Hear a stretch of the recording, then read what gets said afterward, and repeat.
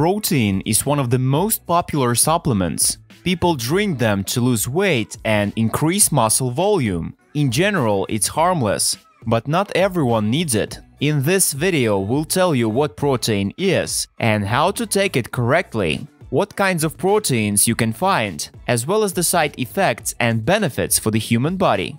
We recommend to watch this video till the end, it will be informative. And subscribe to the channel if you haven't done this yet. Your support motivates us a lot. Why protein is important? Proteins make up muscles, tendons, skin, connective tissues, hair and nails. They are also involved in many other processes in the body, from hormone production and metabolic management to immune maintenance and fluid regulation. If we get enough protein, our skin stays firm, our joints stay healthy, and our muscles grow. If there's not enough protein in the diet, even heavy exercise will not result in noticeable muscle growth.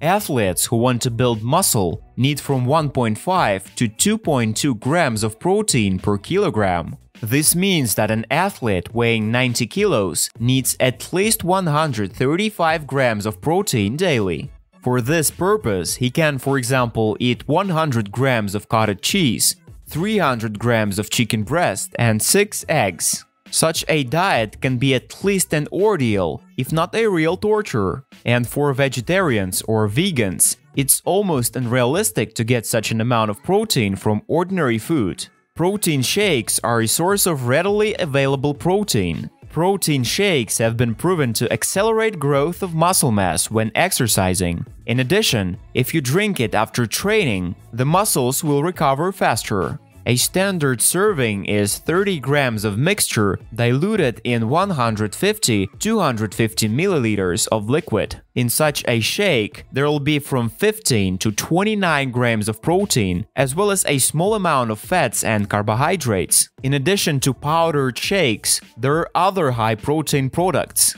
baking mixes, bars, and even protein chips. What proteins are there? There are several dozen varieties of protein powders. They differ in two ways. The first is the method of manufacture, which determines the protein content. Here there are three types. Concentrates. Protein concentrates are produced by extracting protein from foodstuffs. Usually they contain from 60 to 80% of protein, with the remaining 20–40% coming from fat and carbohydrates. These types of blends are less convenient for athletes, but cost less than other types of blends. Isolates. A more refined type of protein with an admixture of 5–10%. Such powders are particularly suitable for gaining muscle mass and normalizing weight. Hydrolysates.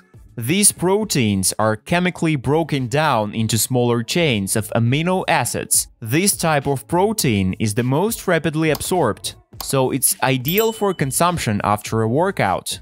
The second parameter is the product from which the protein is made. Whey. This type of protein is made from dairy whey. Such blends are considered to be the most effective in terms of their effect on muscle growth and metabolic acceleration. Whey protein has the most diverse amino acid profile, which means that with it, the body will get the maximum amount of amino acids it needs. In addition, it has the highest bioavailability. Beef. This type of powder is made from beef. It is similar to whey powder in amino acid profile and absorption rate, but has lower bioavailability. It also has lower levels of leucine, an amino acid that triggers muscle growth. Another problem is its poor solubility and peculiar flavor, which manufacturers have to cover up with aggressive flavors and sweeteners. Casein. Such proteins are also made from milk, but with a different technology than whey proteins. Casein is the main ingredient of this powder.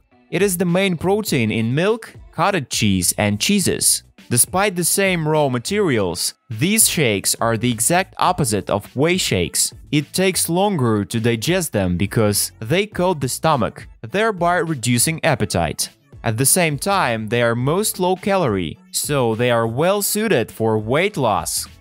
Eggs. It's not the most common type of protein. Its effects are still poorly understood, but in general it is considered somewhat less effective than whey protein. The main advantages of egg protein are its lack of lactose. Vegan. For those who cannot or do not want to consume animal products, there are plant proteins. The most common are soy, pea, and hemp proteins. In general, they are less effective than the non-vegan varieties, so for omnivores, plant-based proteins have no advantages. But for vegans, such shakes can be an excellent source of natural protein, which they often lack.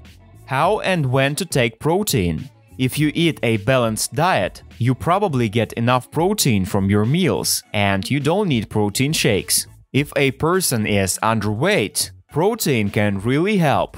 Protein can be taken in conjunction with sports activities, before or after training. It is necessary to calculate the amount of protein lacking and bring it with shakes to 1.5 gram per 1 kilogram of body weight per day.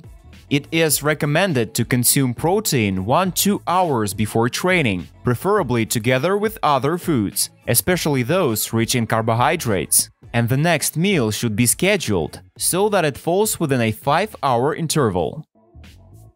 Do you use protein in your diet? What changes have you noticed after taking it?